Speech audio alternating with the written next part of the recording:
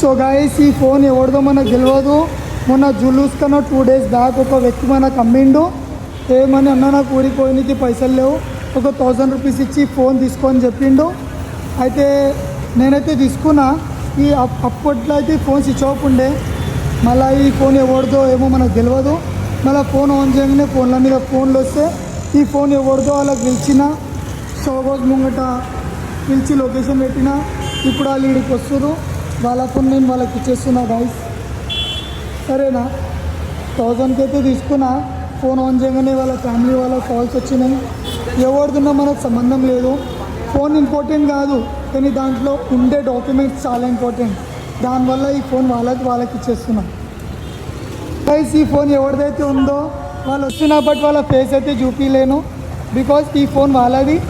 ఈ అన్న వచ్చిండు, ఈ అన్నకి అప్పగిస్తున్నాను నేను ఈ ఫోన్. సో ప్యాటర్న్ కూడా అన్న చూపించేసిరు, వాళ్ళకి ఇచ్చేసిన. ఈ ఫోన్ ఎవరిదో వాళ్ళకి దక్కింది. That's it guys. ఏమనుకోకరి, ఒకళ్ళకొకరు హెల్ప్ చేసుకోరి. Thank you.